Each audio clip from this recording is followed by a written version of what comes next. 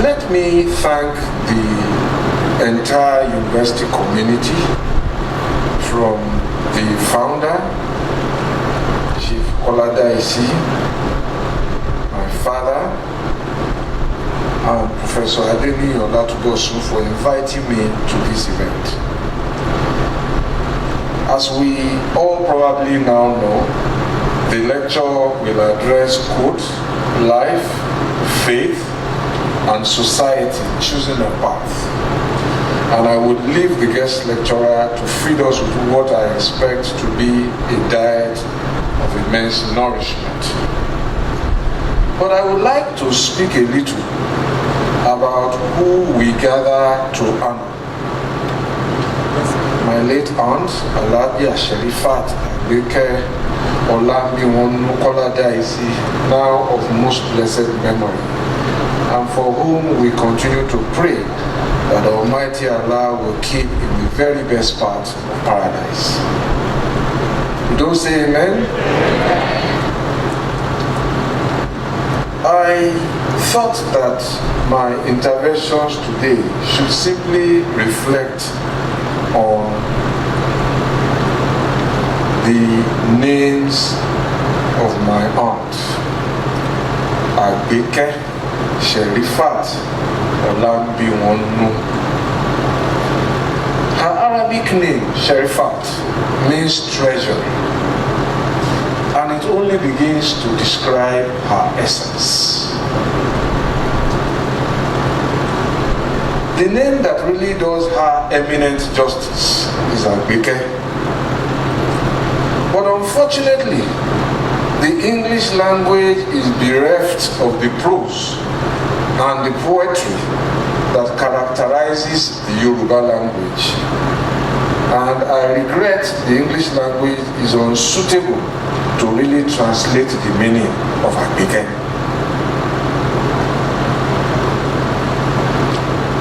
Agbeke bears a semblance of care, and it also bears a semblance of treasure. But I venture to argue that it connotes a lot more. And those who came around the time I came may have observed that we were being serenaded to one particular iconoclastic Yoruba musician, Raji. I hope that the lecturers of the Kola-Daisi University will find time to introduce the students of this university to the very eternal and rich songs and the meanings of what people like Raji sang about. It will be a very, very rich investment in their development and their education. But to the point I was making about the limitations of the English language and how it is unable to fully describe the meaning of the name of this great woman.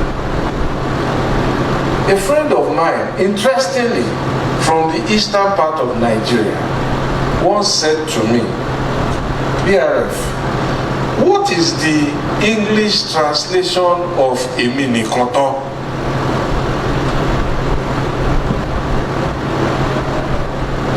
You know, when a Yoruba person says Emini Koto, you can imagine how deep, how unquantifiable the expression of gratitude intended to be conveyed is. So can you then translate it to mean only me? Or in a more recent manner of speaking, wow, it doesn't express it.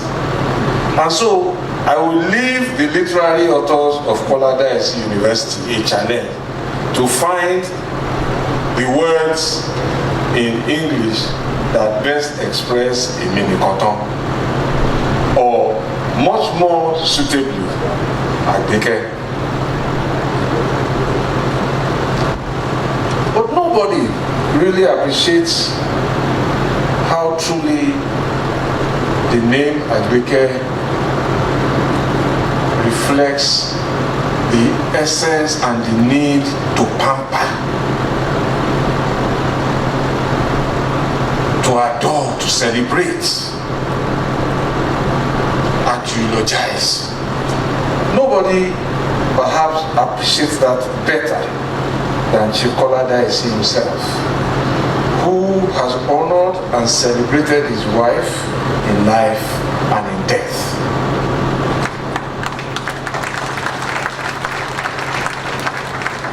I must salute his fortitude in her absence, and I can only urge him to continue to find strength in the memory of the wonderful times that they shared together. She was a daughter, a wife, mother, mother-in-law, grandmother, auntie, and many more to all members of her immediate and her extended family. She pampered them as much as they pampered her and doted on her. I would like to close my remarks by attempting somewhat to relate her life to the topic of the lecture. Life, faith, and society choosing a path. As I have mentioned, she did as much as she could in life. She raised a family with her husband, and I must say it is a very happy family because I know.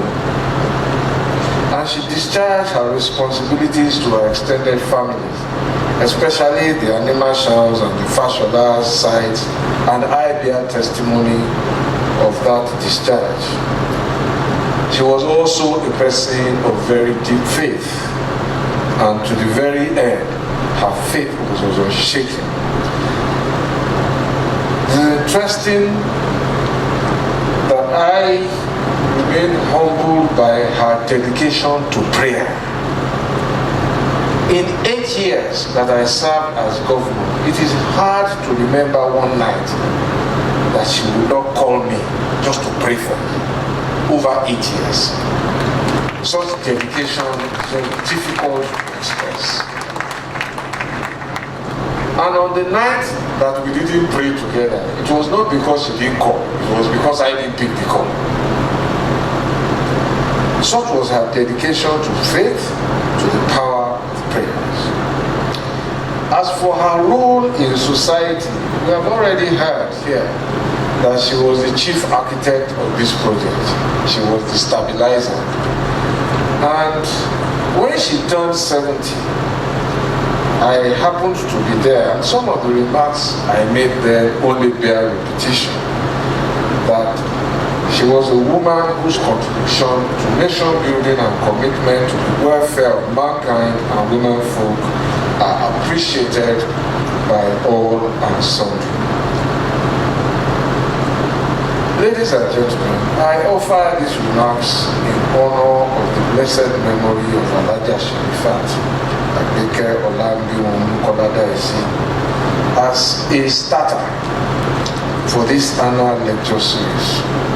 I will now hand over the microphone as we prepare for the guest lecturer to serve us the main course. Thank you very much.